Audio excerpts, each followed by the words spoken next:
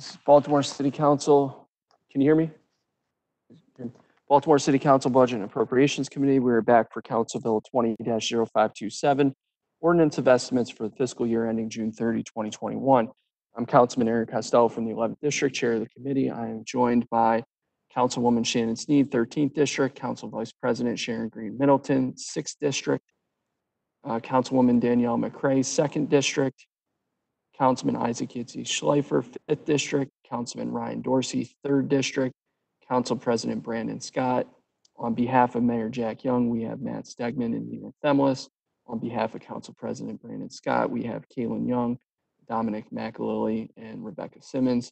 We're also joined by Marguerite Curran, staff to the committee. We are here for Board of Liquor License Commissioners. We have Deputy Executive Secretary Tom Akris with us today.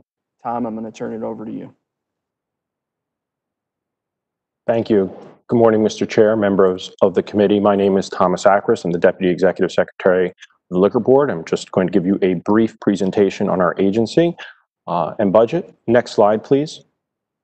Our agency is broken down into 3 silos. The board itself, which hears applications for transfer and new licensure and also violations. They hold public hearings about 2 to 3 times a month at City Hall. Next division is the inspections division.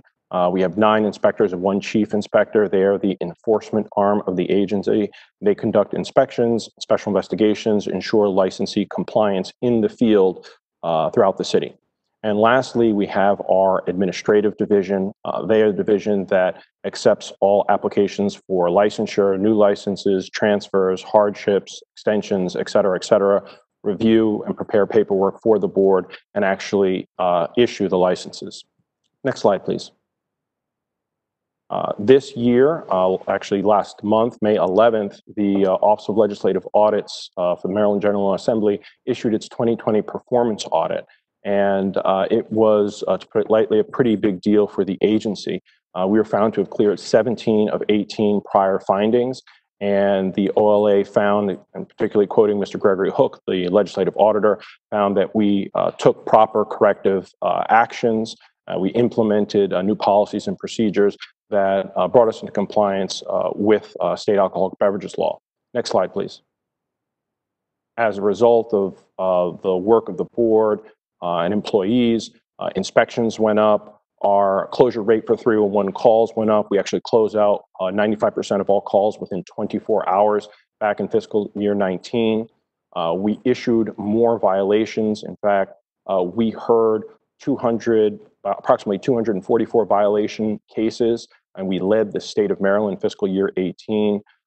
We increased the number of non-violation hearings that we held, and we actually initiated, during that time period, our community engagement program.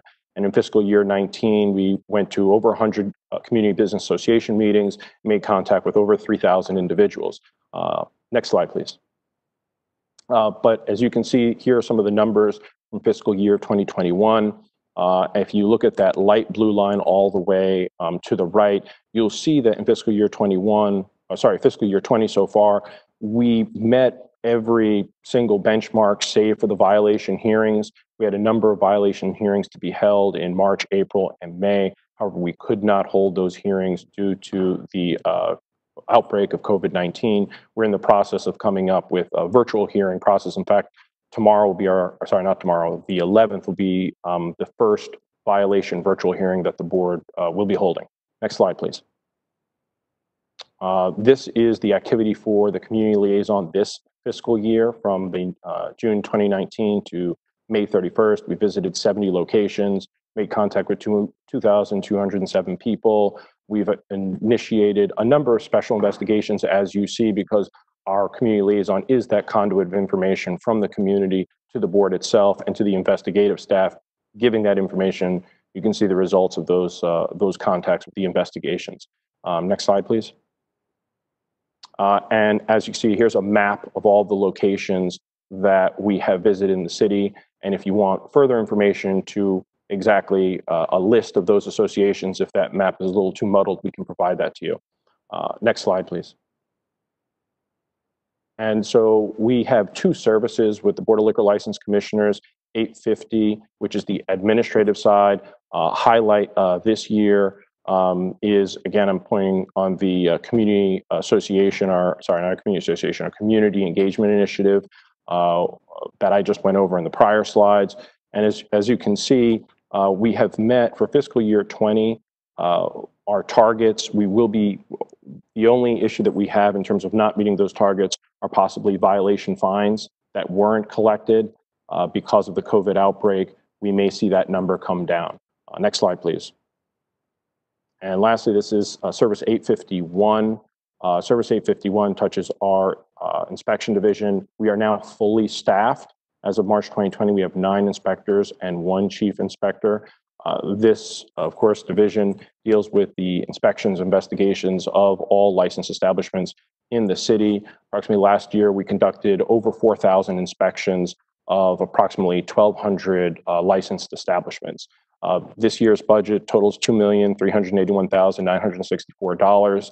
That was in the preliminary budget. We know we're going to see a little bit of a reduction next year, about $48,000 for a fiscal year 21 budget, but it's something that the agency can absorb and continue to deliver the services that we have. At this time, I'll complete my presentation. I'll take any questions.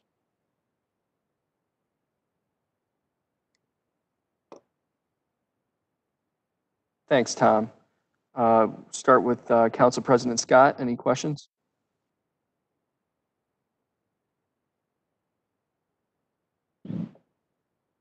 Okay. Council Vice President Middleton. Thank you, Mr. Chair. I just want to first let you know that I have seen improvement in community engagement with the Liquor Board, and I just want to thank you for that. I guess my question is, where are we with the liquor establishments and the group of non-conforming liquor establishments that in communities where there was an abundance of liquor stores, and we did that list when we were doing Transform Baltimore? Is there an update on what's going on with that? I know I had one, I think there were 6 or 7 in my district, and I know one really did the conforming, but the other ones are just still kind of sitting there. So I kind of wonder where we are on that. I think it, prohibits positive development in communities. I'm particularly talking about my Park Heights neighborhood. Can you speak on that? Yes, well, Madam Vice President, first of all, thank you for the kind words and support on our community engagement initiative. To address your question, there are a number of these Class A's. These are the liquor stores and or Class BD7s that are right now going through an appeals process. They have appealed the BMZA's determination that they can no longer use their establishments as to distribute alcoholic beverages. That matter is going to be going to the circuit court on appeal. I believe there were approximately 30, 40, 50 cases, something in that ballpark. And the way the zoning code was written, Transform was written, is that there is a stay on closing those establishments down until their appeal goes through the disposition process. And that could be the circuit court, the Court of Special Appeals, the Court of Appeals. Okay. All right, thank you. Thank you. Councilwoman McCray.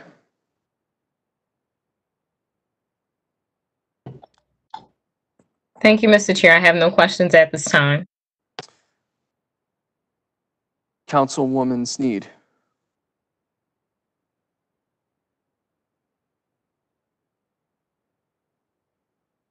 Councilman Schleifer.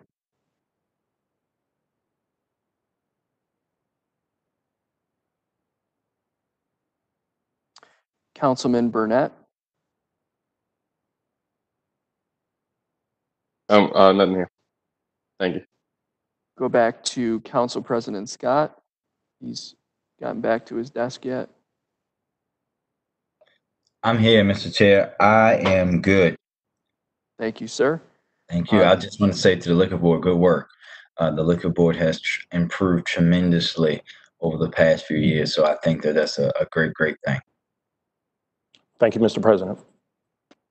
Councilman Dorsey, just confirming you don't have any questions if I don't see your mute go off. Okay. Tom, I would like to echo what the president said. This liquor board is unrecognizable from 6 or 7 years ago. It is a completely different agency. It is clearly one of the highest functioning agencies in city government. On the administrative side, you and Executive Secretary Doug Page are phenomenal to work with. On the inspection side, Chief John Chrisomalis and his team. Just last weekend, John came out to a community mediation at 6 o'clock at night on a Saturday. So your folks are doing great work. Appreciate everything you're doing. And we are now in recess. We will be back at 3 p.m. for the law department. Thank you. Thank you, Mr. Chair.